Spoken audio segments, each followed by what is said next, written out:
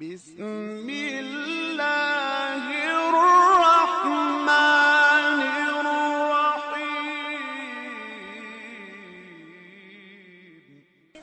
د رسول اکرم صلی الله علیه وسلم د جلیل القدر و صحابه و کرامو څخه یو لوی سپهسالار حضرت خالد بن ولید رضی الله تعالی عنه و. نوم یې خالد او د هغه کنیت ابو سلیمان و او لقب یې سیف الله و. د پلار نوم یې مغیره او د مور نوم یې لبانه او په خپلولي کې د رسول اکرم صلی الله علیه وسلم د میرمنې میمونې رضی الله عنها نږدې خپل و. د شپږم او اووم هجري کال په منځ کې کله چې عمر بن عاص رضی الله تعالی عنه د اسلام راوړلو لپاره له حبشې څخه مکې مکرمې ته تشریف راوړ، نو په لاره کې له یو بل نیکبخته ځوان سره لیدنه وشوه. دا ځوان خالد بن ولید رضی الله تعالی عنه و. هغه هم د اسلام منلو په نیت مدینې منورې ته روان و. نو عمر بن عاص رضی الله تعالی عنه په لاره کې ورته وویل چیرته اراده لرې او کم ځای ته روان یې؟ خالد بن ولید رضی الله تعالی عنه ځواب ورکه په الله قسم چې په ذهن کې مې یو ژور فکر را پیدا شوی دی. هغه فکر دا دی چې محمد رسول الله صلی الله علیه وسلم په حق نبی دی. راځه چې د اسلام په ګاڼه ځانونه سینګار کړو او د شهادت کلمه د محمد رسول الله صلی الله علیه وسلم په حضور کې ووایو.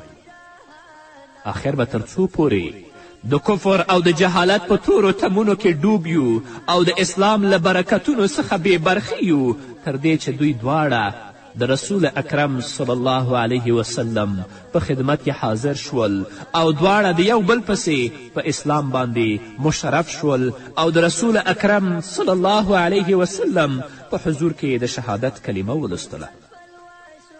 د اسلام له قبلولو وروسته حضرت عمر بن عاص رضی الله تعالی عنه مکې مکرمې ته تشریف راوړ، خو خالد بن ولید رضی الله تعالی عنه په مدینې منوره کې استوګنه غوره کړه او هلته پاتې شو.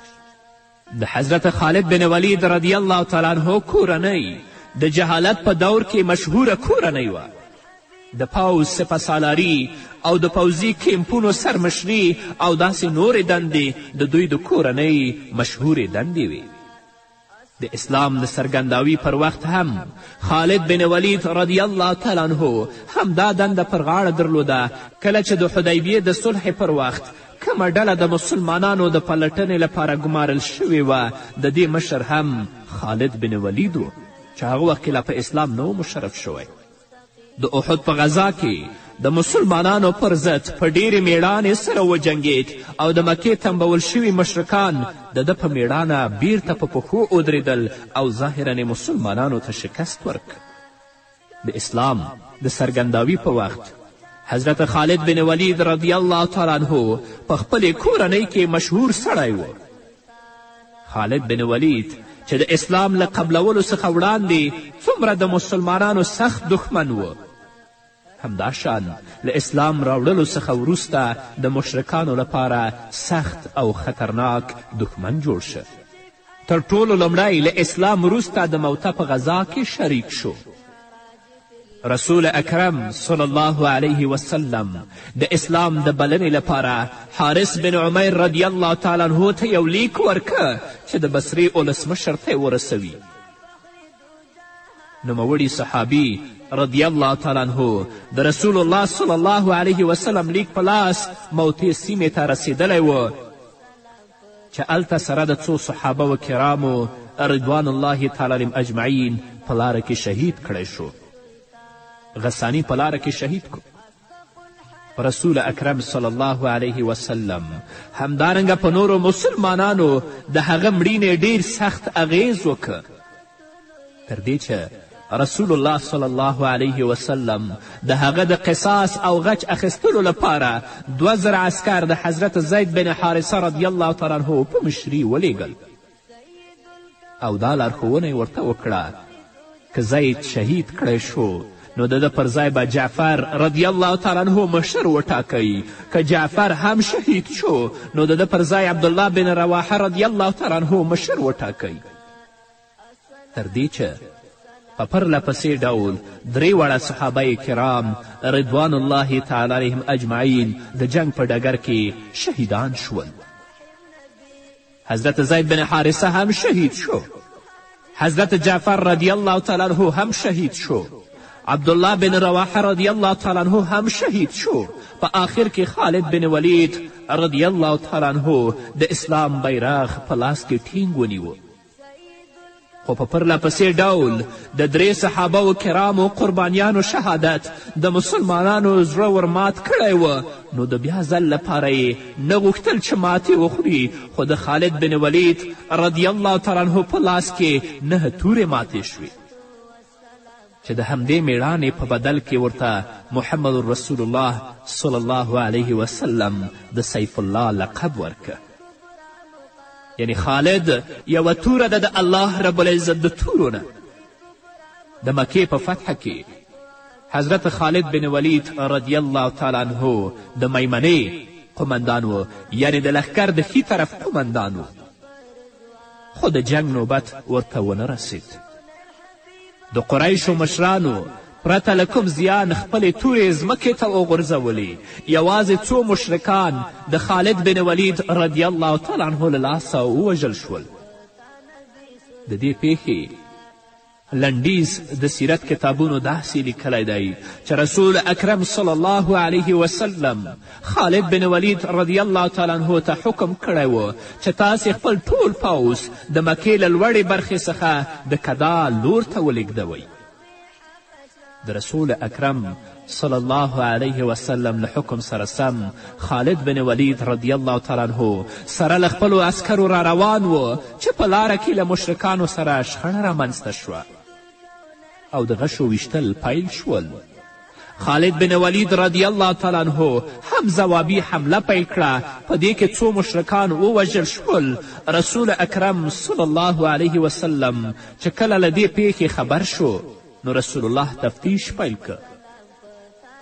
رسول اکرم صلی الله علیه وسلم چې کله تفتیش کوه خالد بن ولید ورته وفرمیل ای د الله رسوله لومړی پیل د همدوی له لورې وشو. یعنې رسول الله د هغوی په وژلو باندې خفه و. او خالد بن ولید رضی الله تعالی عنه ورته وفرمیل چې د لومړي ځل لپاره هغوی په موږ باندې حمله کړې وه. نو رسول اکرم صلی الله علیه وسلم خالد بن ولید رضی الله تعالی عنه ته ځواب ورکه د الله خوښه تر ټولو غوره ده. د مکې له فتحې وروسته بنو ثقیف او حوازن ټول د اوتاس په ډګر کې راټول شول چې په مسلمانانو باندې حمله وکړي. رسول اکرم صلی الله علیه وسلم له 12,000 پوځ سره د مقابلې لپاره راووت. د قبیلو له لحاظه پوځ په څو برخو وویشل شو.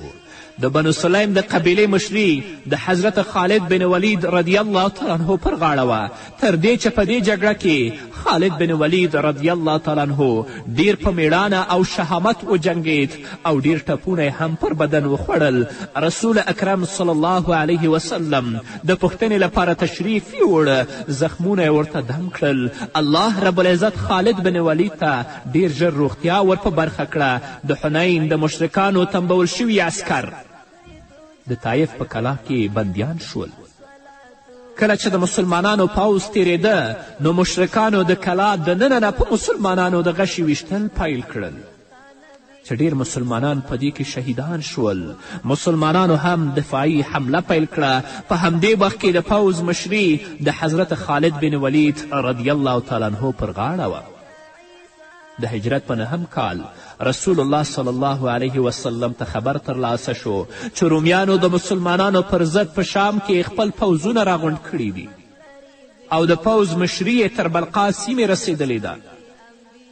تر دې چې رسول الله صلی الله علیه وسلم له 10,000 پوځ سره یو ځای د مقابلې لپاره راووت. خو دا خبره دروغ شوه او د جنگ وار راونه رسید. خو بیا هم د احتیاط په توګه رسول الله صلی الله علیه وسلم سره له پوځه په تبوک کې تر 29 ورځو دیره شول. د دې سیمې عیسوي مشرانو د قیصر روم تر حکومت لاندې و، نو د دوی تر خپل اغیز لاندې راوستل اړین ول. د الله رب العزت کړه وه چې د ایله او ازرخ د قبیلې مشرانو پیروي قبوله کړه. یوازې د دومة جندل مشر کیدار بن عبدالمالک پاتې شه. رسول الله صلی الله علیه وسلم خالد بن ولید رضی الله تعالی عنه د دوی د رام کولو لپاره سره د 400 عسکرو ولیږه. د کیدار رور د مقابلې لپاره راووت او مسلمانانو سره جګړه پیل کړه، خو هغه ووژل شو او نوره ډله یې وتښتېده او په کلا وردننه شول. خالد بن ولید رضی الله تعالی عنه کیدار ونیوه او د رسول اکرم صلی الله علیه وسلم په خدمت کې حاضر که. لنډه دا چې قدرمنو اوریدونکو چې هغه هم مالیه او جزیه قبوله کړه. په همدې کال رسول اکرم صلی الله علیه وسلم د اسلام د بلنې په لړ کې خالد بن ولید رضی الله تعالی عنه د 300 مهاجرینو او انصارو سره یو ځای د جزیمه سیمې په لور ولیږه چې هلته خلکو ته د اسلام دعوت ورکي، د الله رب العزت وحدانیت د هغوی ته بیان کړي او د محمد رسول الله صلی الله علیه وسلم د رسالت او د حقانیت پیغام هغو ته ورسوي. خالد بن ولید رضی الله تعالی عنه د رسول اکرم صلی الله علیه وسلم د لارښوونې پر اساس دوی ته د اسلام بلنه ورکړه چې اسلام یې قبول که. خو د ناخبرۍ له امله د اسلام د څرګندوي لپاره د اسلمنا پر ځای یعنی موږ اسلام راوړی د سبانا یعنی موږ بېدینه شو الفاظ استعمال کړل. هغوی ته چې کله د اسلام بلنه ورکړه د دې پر ځای چې هغوی اسلمنا ووایي نو هغوی سبانا وویلې. سبانا مطلب څه مطلب چې یعنی موږ بېدینه شو. مسلمانانو به مشرکانو ته سابي یعنی بېدینه الفاظ استعمالول، نو د سابي الفاظ د دوی په مغزو کې ناستول او په همدې الفاظو یې د اسلام څرګندوی هم وکړ. خالد بن ولید رضی الله تعالی عنه د دوی په دې مفهوم باندې پوه نشه او د ټولو سرونه یې ورته غوڅ کړل. ډیرو مهاجرینو او انصارو مجاهدینو له دې کاره انکار هم وکړه، نه یې غوښتل چې هغوی ووژني، خو بیا هم ډیر خلک پکې ووژل شول. خلکو چې کله رسول اکرم صلی الله علیه وسلم ته دا پیښه وړاندې کړه نو رسول الله صلی الله علیه وسلم ډیر خفه او ډیر خواشینه شو او لاس یې پورته که او د دوی د بریات او خلاصي لپاره الله رب العزت نه دعا وغوښتله. بیا یې د حضرت علی کرم الله وجهه په لاس د وژل شوو کسانو دیت هم ولیږه. هغوی د ټولو وژل شوو کسانو د سرو مال بدله ورکړه او څومره مال چې زیات شو هغه هم په همدې خلکو باندې وویشه. نور به مو اورو قدرمنو اورېدونکو په دې هکله، خو هغه د یوې دمې نه وروسته. سید الکونین حبیبا فخر دو جهانا، سید الکونین حبیبا فخر دو جهانا، الصلاة والسلام پتا نبی سلطانا، الصلاة والسلام پتا نبی سلطانا، سید الکونین حبیبا. قدرمنو اوریدونکو بیا هم زموږ سلامونه او نیکې هیلې ومنئ، په دې هیله چې تر دې دمه تاسو زموږ ملتیا کړې وي. عزا د قریشو او د کنانه د قبیلې بتخانه وه چې دوی به یې ډېر درناوی کوه. رسول اکرم صلی الله علیه وسلم خالد بن ولید رضی الله تعالی عنه د دې ځای په ورانولو مامور که او دا یې ورته وفرمایل چې ته لاړ شه چې کوم بوتان هلته دي هغه هم مات کړه او کومه بتخانه چې دې 2 قبیلو د ځان لپاره جوړه کړې ده هغه بتخانه هم خاورې ایرې کړه. خالد بن ولید رضی الله تعالی عنه هم داسې وکړل. کله چې راستون شه نو رسول اکرم صلی الله علیه وسلم ترې وپوښتل آیا تاسې هلته څه شی ولیدل؟ خالد بن ولید رضی الله تعالی عنه رسول اکرم صلی الله علیه وسلم ته وړاندیز وکړه نه یا رسول الله هلته موږ کوم شی ونه لیده. رسول الله صلی الله علیه وسلم چې کله د خالد بن ولید رضی الله تعالی عنه نه دا خبره واورېدله نو رسول الله ورته وفرمایل بیرته لاړ شه، د دې ډول ورانولو اعتبار نشته. تر دې چې د حق او رسالت پتنګ یو ځل بیا لاړ. دا ځل یې هلته یو خطرناک ښځینه بت تر سترګو شه. خالد بن ولید رضی الله تعالی عنه بت په خپل لاس مات که او بیا یې رسول الله صلی الله علیه وسلم ته خبر ولیږه چې دلته یو لوی ښځینه بت و، هغه ما نه ولیدلی، نو اوس چې کله زما تر سترګو شه هغه ما ټوټې ټوټې کړ. رسول الله صلی الله علیه وسلم ته چې کله دا خبر ورسېده، رسول الله فرمان ولیږه اوس راځه کار دې پوره ترسره که. د رسول اکرم صلی الله علیه وسلم د وفات نه وروسته د حضرت ابابکر صدیق رضی الله تعالی عنه د خلافت په دوره کې چې کله د نبوت دروغجن دعوه کوونکي رامنځته شول او د دې کار د مخنیولو لپاره پوځونه ولیږل شول، نو خالد بن ولید رضی الله تعالی عنه د طلحه قبیلې د تنبولو په سر مامور شو. خالد بن ولید رضی الله تعالی عنه په ډیره میړانه د دوی مقابله وکړه او د دوی مشر وعینه بن حین یې سره له 10 نورو کسانو ونیوه او د خلافت په دربار کې حاضر کړل. په یمامه سیمه کې شرجیل بن حسنه رضی الله تعالی عنه د دروغجن دعوه کوونکي مسلمه کذاب سره په مقابله و. خالد بن ولید رضی الله تعالی عنه چې د طلحه له سیمې اوزګار شو، نو د شرجیل رضی الله تعالی عنه د مرستې لپاره ورغی. په لاره کې د مجاعه او د هغه له ملګرو سره مقابله وشوه چې دوی ته یې ماته ورکړه او مجاعه یې ونیوه او یمامه ته ورسید.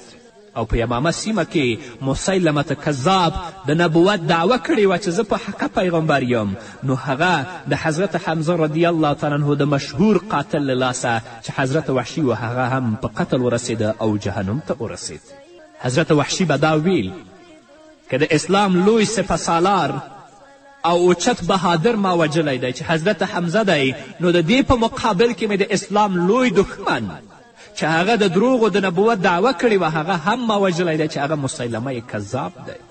وحشي چې کله ایمان راوړ، رسول الله صلی الله علیه وسلم ورته ویلي چې ایمان دې زما په سر و سترګو قبول دی، خو دلته ژوند مه کوه چې کله زه تا وینم زما تره زما تر سترګو کیږي، د دې ځای نه لاړ شه بل ځای ژوند غوره کړه. نو وحشي د دې ځای نه لاړه په شام کې استوګن شه. نو مسیلمه کذاب د حضرت وحشي رضی الله تعالی عنه له لاسه په قتل ورسید او مردار شه. د عربو جزیره په دې وخت کې د دوو لویو سلطنتونو په منځ کې راګیر وه. یو لور ته په شام کې د رومیانو واکمني وه او بل لور ته په عراق کې د کیاني د کورنۍ قبضه وه. دوی دواړو سلطنتونو د عربانو ازادي تر پښو لاندې کړې وه. اگرچه په ټولو عربو سیمو د دوی زور نه رسېده، خو بیا هم د عربو د پوره واکمني هلې ځلې به یې کولې. د یمن د حمیري کورنۍ د ایرانیانو له لاسه ختمه شوې وه او واکمني یې ټوله د ایران په لاس کې وه. بحرین او عمان هم د ایرانیانو تر اغیز لاندې ول. د ایرانیانو دې واکمني د اسلام تر څرګنداوي پورې دوام درلود، تر دې چې کله ایرانیانو په زیقار جنګ کې له عربانو څخه ماته وخوړله، نو رسول الله صلی الله علیه وسلم وفرمیل نن عربو له عجمو څخه خپله په عدل برابره بدله واخیسته. همدا حال د قصرا د خلکو هم و. کله به چې دوی ته موقع لاسته ورتله، نو د شام په ځمکه به یې د قبضې یرغل کوه. په شام کې چې د عربو کمې کورنۍ میشتې وې، پر دوی د آل جفنه قیصر خپله واکمني چلوله. آل جفنه په خپله عربي نژاده وه، خو د دوی ټاکل د قیصري واکمنۍ لاندې ول. د حبشي عیسویانو د رومیانو په خوځښت سره د عربو د مرکز د نسکورولو لپاره یمن فتح که او په صنعا سیمه کې یوه کعبه جوړه کړه چې د کعبې د خونې عبادت کوونکي په ډله ییز ډول وویشل شول.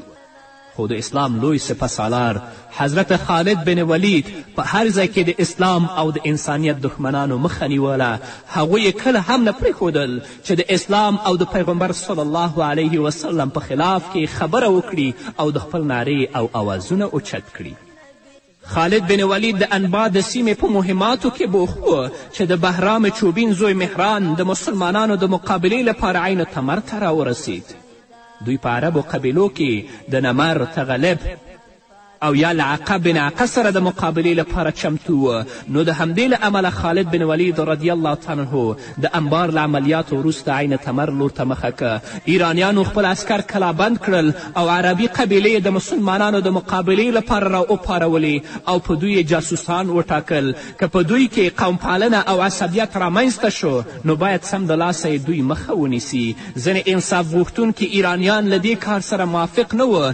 دوی ته د ایران حکومت دا ځواب ورکه چې د همدوی قوم زموږ هیواد تباه او برباد که نو دوی هم باید په خپلو منځو کې خواره واره کړی شي. عقه په کرخ مقام کې خپل پوځ راغونډولو چې خالد بن ولید رضی الله تعالی عنه ورورسید او هغه یې ونیوه. د دوی پوځ له خپل مشر د نیولو له امله وډار شول او د جنگ له ډګر څخه ټول وتښتېدل. ځینې پوځ مسلمانانو ونیول. لومړی د عقه سر له تنې څخه غوڅ که او بیا د دوی د پوځ د ټولو عسکرونو سرونه والوځول. مهران چې کله د عربو له دې حاله خبر شه نو کلا یې پر ځای پرېښوده او سره له پوځه وتښتېدل. خالد بن ولید رضی الله تعالی عنه نیغ د دوی پر خوا وخوځېده. ایرانیان د مقابلې ته راووتل او د لږې مقابلې وروسته کلا ته ورننوتل. مسلمانانو کلا محاصره کړه. ایرانیانو د سولې غوښتنه وکړه خو خالد بن ولید رضی الله تعالی عنه د دوی سوله ونه منله او د تورې په زور یې کلا فتح کړه خو له دوی سره یې کومه سختي ونه کړه. البته د دوی په ځمکو یې مالیه وټاکله. په دومة الجندل کې به تل د مسلمانانو پر ضد دسیسې او پلانونه جوړېدل. تر دې چې د نبوت د څرګنداوي پر وخت هم دا ډول پلانونه جوړ شوي ول. نو د دومة الجندل غذا ځکه رامنځته شوه. د ابابکر صدیق رضی الله تعالی عنه د خلافت په دوره کې په خپلو پلانونو لاس پورې که. ابابکر صدیق رضی الله تعالی عنه د دوی د مخنیوي لپاره غیاث بن غنم رضی الله تعالی عنه سره له پوځ ورواستوه. خو کله د عسان او تنوع قبیلې ټولې یو ځای وې نو د غیاث بن غنم رضی الله تعالی عنه لپاره له دوی سره مقابله ستونزمنه وه. نو خالد بن ولید رضی الله تعالی عنه یې سره له خپل پوځ د دوی مرستې لپاره ورولېږه. خالد بن ولید رضی الله تعالی عنه د عراق عملیات پرېښودل او د غیاث بن غنم رضی الله تعالی عنه مرستې ته یې ځان ورورساوه. خالد بن ولید همدارنګه غیاث بن غنم رضی الله عنهما دومة الجندل دواړو لور ته محاصره که. د جودي په پوځ کې بېشمېره افسران ول. په خپله جودي ودیعه کلبي ابن رومانس ابن لیهم سره د دې نور مشران ټولو په یو ځای باندې حمله وکړه. جودي او ودیعه ونیول شول. پاتې نور پوځونه په کلا کې ورننوتل خو په کلا کې دومره ځای نه و چې ټول پوځ پکې خوندي شي. نو د دې له امله ځینې پوځ د کلا د باندې دیره شو. که مسلمانانو دا غوښتلی نو یو یې هم ژوندی نه پرېښوده. خو حضرت عاصم رضی الله تعالی عنه بنو کلب ته پناه ورکړه او له جودي څخه خالد بن ولید رضی الله تعالی عنه سر په توره قلم که او بیا یې له هغې وروسته د کلا ستره دروازه پرانستله او په خپله قبضه کې یې راګیر کړه. د اسلام له پیل څخه واخله تر وروستي دمه د خالد بن ولید ټول سپېڅلی ژوند د جنگ په ډګر کې تیر شو. نو د همدې له امله یې له محمد رسول الله صلی الله علیه وسلم سره مجلس بوختیا ډیره کمه لیدل شوې. هغه به په خپله دا خبره کوله چې د جهاد بوختیا و زه د قرآن له درس څخه بې برخې کړم. خو بیا هم د نبوي شمعې له وصال او علم حاصلولو څخه بلکل په قطعي ډول بې برخې نه و پاتې شوی.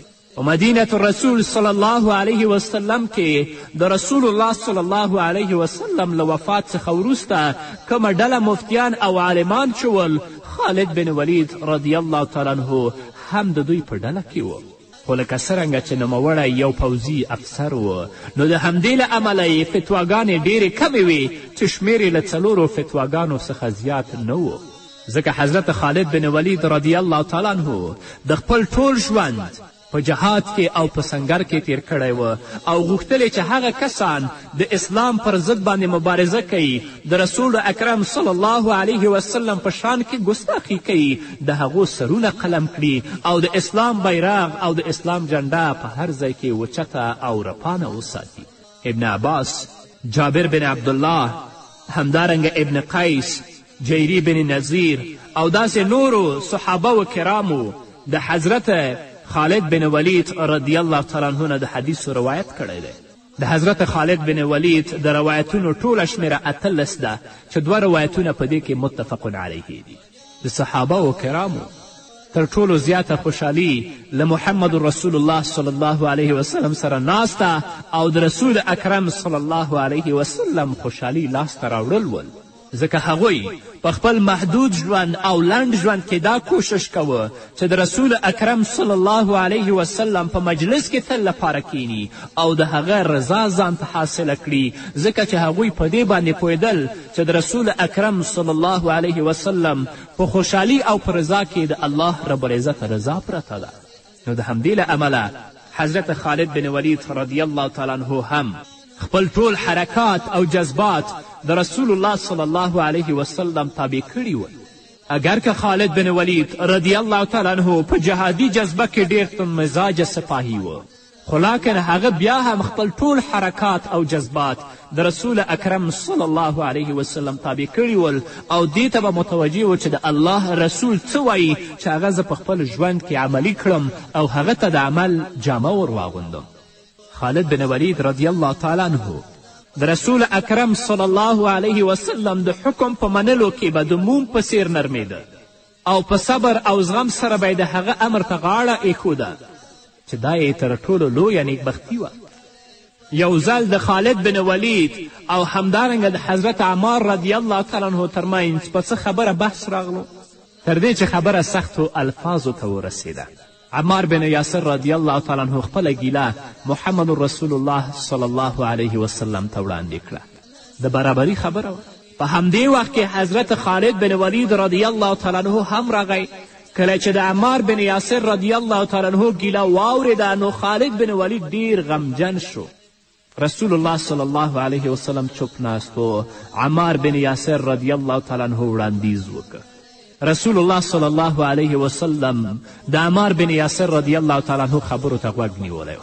رسول الله صلی الله علیه وسلم درنګ ساعت وروسته سر مبارک راپورته که او ویې فرمایل څوک چې له عمار سره حسد او کینه کوي هغه له الله سره حسد او کینه کوي.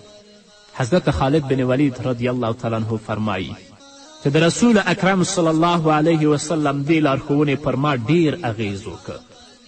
کله چې د رسول الله صلی الله علیه وسلم له څنګه پاڅېدم نو ما ته د عمار له پخلا کېدو څخه پرته بل هیڅ شی غوره نه و، تر دې چې د عمار رضی الله تعالی عنه څخه مې بخښنه وغوښتله او هغه مې په خپل عذر باندې راضي که او پخلا مې که.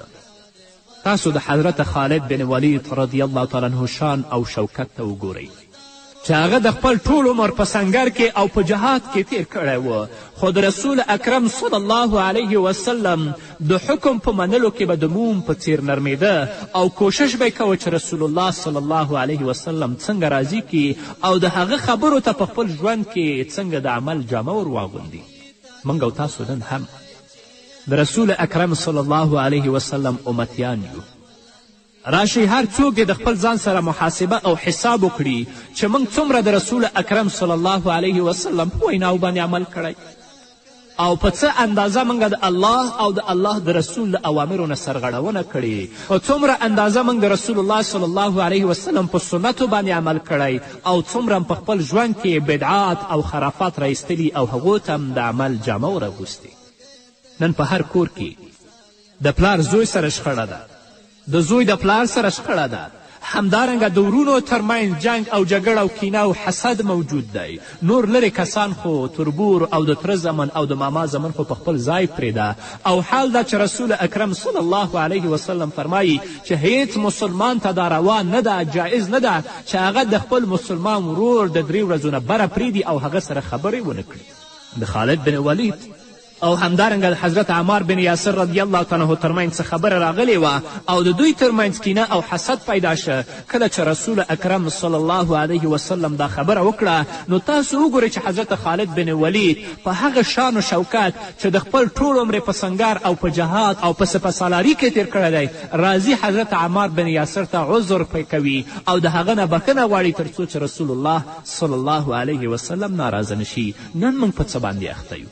والله هغه ژوند چې نن ورځ موږ لرو که په دې ژوند کې لکه څنګه عملونه چې موږ کوو نو الله رب العزت څخه به جواب ډیر سخت وي.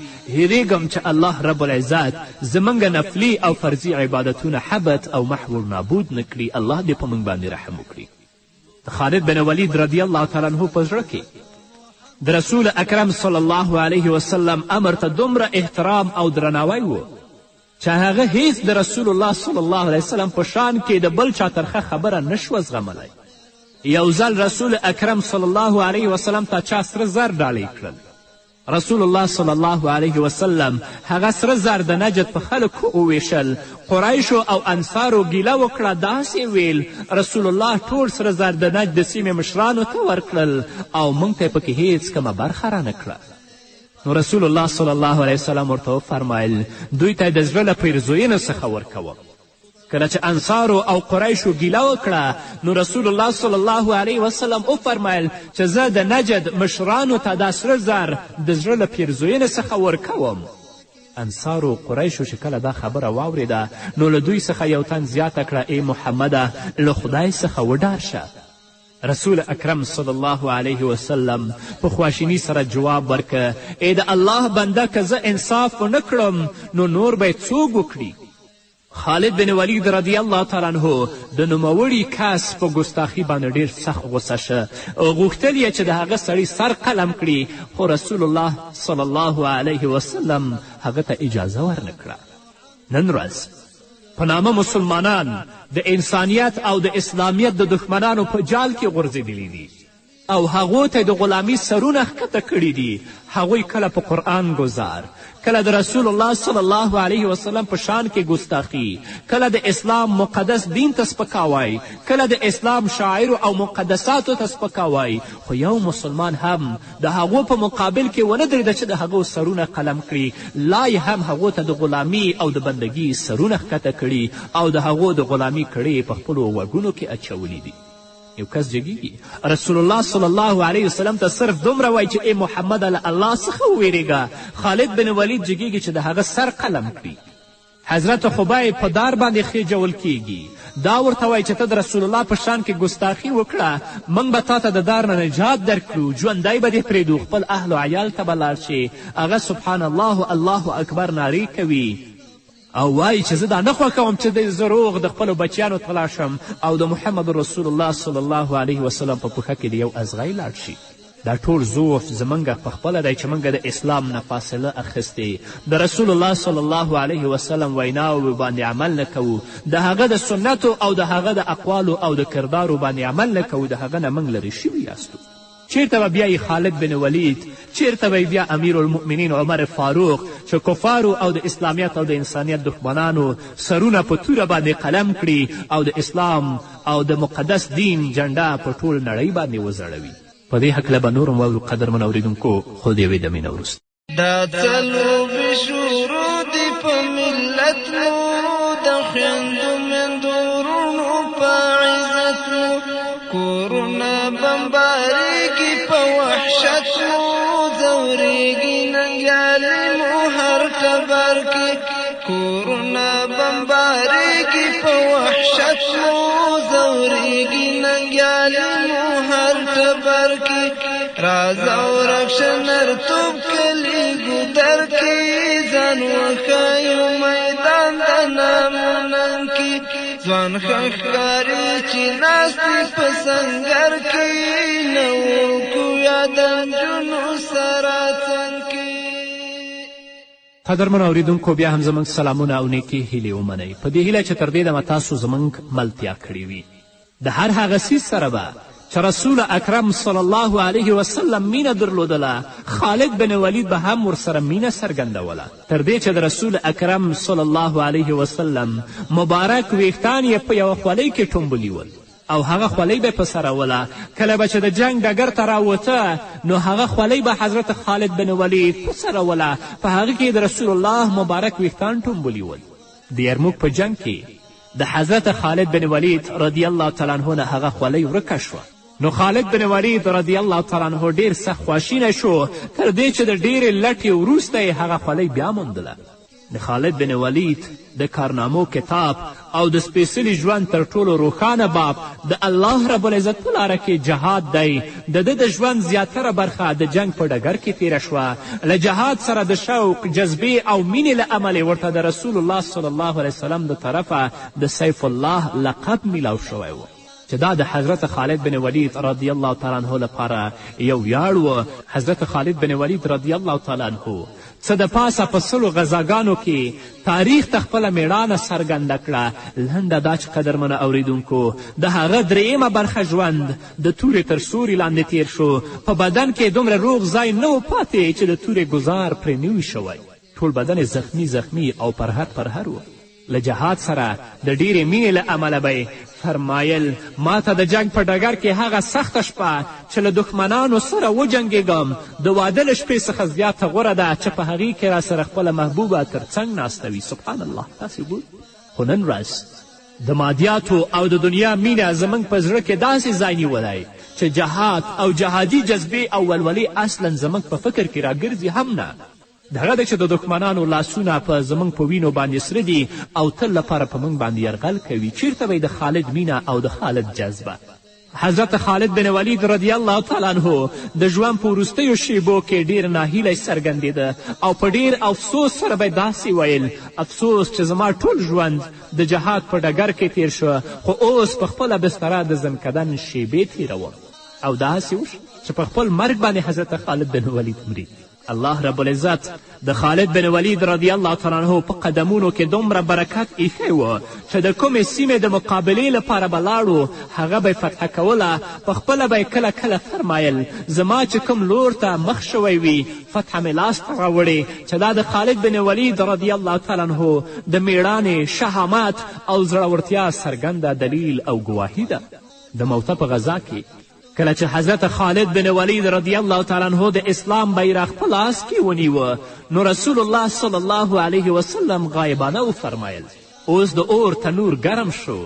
لکه څرنګه چې عسکري او سپهسالاري د ده په لرنۍ دنده وه نو له ده سره جنګي توکي هم ډیر ول چې له اسلام راوړلو وروسته یې ټول د الله رب العزت په لاره کې مجاهدینو ته وسپاره. رسول الله صلی الله علیه وسلم به د حضرت خالد بن ولید د میړانې او قربانیو ډیر درناوی کوه او په بېشمېره ځایونو کې به یې د ده د میړانې ستاینې کولې. د مکې د فتحې پر وخت چې کله مسلمانان د بېلابېلو لارو مکې ته ورننوتل نو له یو غار څخه حضرت خالد بن ولید رضی الله تعالی عنه هم را څرګند شو. نو رسول الله صلی الله علیه وسلم حضرت ابو هریره رضی الله تعالی عنه ته وفرمیل وګوره هغه څوک دی. حضرت ابو هریره رضی الله تعالی عنه رسول اکرم صلی الله علیه وسلم ته وړاندیز وکړ یا رسول الله خالد بن ولید دی. رسول الله صلی الله علیه وسلم وفرمیل دا د خدای بنده څومره ښه او څومره میړنی او څومره باشجاعته بنده دی.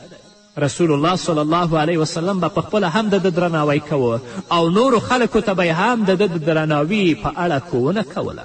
رسول الله صلی الله علیه وسلم په یو وخت کې خلکو ته وفرمایل خالد ته هیڅکله زیان ونه رسوئ ځکه چې خالد د الله رب العزت توره ده چې د کفارو په وړاندې استعمال شوې ده. یو ځل رسول الله صلی الله علیه وسلم عمر فاروق رضی الله تعالی عنه د زکات د اصولولو لپاره ولیږه نو ابن جمیل خالد بن ولید او عباس رضی الله تعالی عنه له زکات ورکولو څخه انکار وکړ. کله چې رسول الله صلی الله علیه وسلم له دې کاره څخه خبر شه نو ویې فرمایل ابن جمیل فقیر و الله رب العزت ورته دولت ورکه دا د هغه بدله ده خو په خالد بن ولید تاسې زیاتی کوئ ځکه هغه ټول سامان د الله رب العزت په لاره کې وقف که نو په هغه زکات له کومه فرض شو. پاتې شو عباس نو د هغه زما زه په خپله غاړه اخلم آیا تاسې ته معلومه نه ده چې تره د پلار پر ځای وي. د حضرت خالد بن ولید رضی الله تعالی عنه ټول ژوند په اسلامي عسکري سپهسالاري او د اسلام په دفاع کې تیر شو نو ځکه له مزاج څخه ډیر تند او تیز و په یو معمولي او خلاف خبره به هم هغه ته غصه ورتلله خو د حق په لاره کې به تل خپله غصه او قهر استعمالوله په بل ځای کې نه. د اسلام خپرول د هر مسلمان مذهبي فریضه او دنده ده. خالد بن ولید رضی الله تعالی عنه به د رسول الله صلی الله علیه وسلم په مبارک ژوند کې په ښه څیر د تبلیغ او بلنې کار پر مخ وړه. د مکې له فتحې وروسته چې رسول الله صلی الله علیه وسلم د اسلام د خپرولو لپاره کومه ډله ولیږله د همدې ډلې مشري د حضرت خالد بن ولید رضی الله تعالی عنه پر غاړه وه چې بنو جزیمه او بن عبدالمدان و نجراني د همدې اسلامي سپهسالار په هلو ځلو مسلمانان شول. خالد بن ولید هغه لوی سپه سالار و چې د ژوند تر آخري سلګیه پورې د مشرکینو او د مرتدینو په خلاف وجنګېده او تر آخري لحظې پورې هغه خپله توره د خپل لاس نه ونه غورځوله. نو د حضرت خالد بن ولید رضی الله تعالی عنه ژوند، د هغه هلې ځلې او د هغه مبارزات د نن ورځ مجاهدینو او مسلمانانو لپاره لوی عبرت دی. باید د حضرت خالد بن ولید رضی الله تعالی عنه د کارنامو او د هغو د هڅو او ځلو نه موږ نن ورځ عبرت واخلو او هغه ته په خپل ژوند کې د عمل جامه ور واغوندو. د هر څه نه مخکې اخلاص او صداقت په هر هغه کار کې چې د الله رضا لپاره کیږي، په هغه کې باید اخلاص او صداقت وي. کنې په هغه کار کې به ناکام هم یو او هغه به کم نتیجه هم نه لري او موږ به خپل هدف ته هم ونه رسیږو. نو قدرمنو اوریدونکو، دا و څو خپرونې چې د رسول اکرم صلی الله علیه وسلم د خوږو قمندانانو په هکله تاسې ته وړاندې شوې. انشاءالله په نورو خپرونو کې به په مختلفو موضوعاتو باندې بیا هم تاسو سره غږیږو. نو تر بلې خپرونې پورې تاسو په پاک رب سپارم. پاتې ژوند نیکمرغه، ښاد، بریالي او کامیابه اوسئ.